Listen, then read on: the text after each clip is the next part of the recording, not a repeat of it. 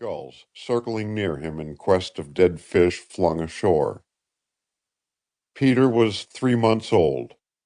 Yesterday he had been a timid pup, shrinking from the bigness and strangeness of everything about him. But today he had braved the lake trail on his own nerve, and nothing had dared to come near him in spite of his yipping, so that a great courage and a great desire were born in him. Therefore, in returning, he had paused in the edge of a great clump of balsams and spruce, and lay flat on his belly, his sharp little eyes leveling yearningly at the black mystery of its deeper shadows. The bit of forest filled a cup-like depression in the plain, and was possibly half a rifle-shot distance from end to end, but to Peter it was as vast as life itself, and something urged him to go in. And as he lay there, desire and indecision struggling for mastery within him, no power could have told Peter that destinies greater than his own were working through the soul of the dog that was in him, and that on his decision to go in or not to go in, on the triumph of courage or cowardice, there rested the fates of lives greater than his own, of men and women, and of little children still unborn.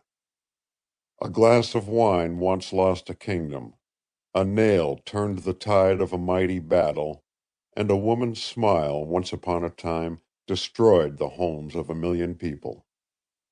Thus have trivial things played their potent parts in the history of human lives, yet these things Peter did not know, nor that his greatest hour had come. At last he rose from his squatting posture, and stood upon his feet. He was not a beautiful pup, this Peter Pied-Bot, or Peter Clubfoot, as jolly Roger McKay, who lived over in the big cedar swamp, had named him when he gave Peter to the girl. He was, in a way, an accident, and a homely one at that. His father was a blue-blooded fighting Airedale, who had broken from his kennel long enough to commit a mesalliance with a huge, big-footed and peace-loving Mackenzie hound, and Peter was the result. He wore the fiercely bristling whiskers of his Airedale father at the age of 3 months. His ears were flappy and big, his tail was knotted, and his legs were ungainly and loose, with huge feet at the end of them, so big and heavy that he stumbled frequently and fell on his nose. One pitied him at first, and then loved him. For Peter, in spite of his homeliness, had the two best bloods of all dog creation in his veins. Yet, in a way, it was like mixing nitroglycerin with olive oil, or dynamite and saltpeter with milk and honey. Peter's heart was thumping rapidly as he took a step toward the deeper shadows. He swallowed hard, as if to clear a knot out of his scrawny throat. But he had made up his mind. Something was compelling him, and he would go in. Slowly the gloom engulfed him, and once again the whimsical spirit of fatalism had chosen a trivial thing to work out its ends in the romance and tragedy of human lives.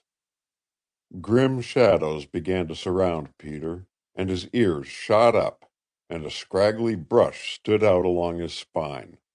But he did not bark, as he had barked along the shore of the lake and in the green opens. Twice he looked back to the shimmer of sunshine that was growing more and more indistinct.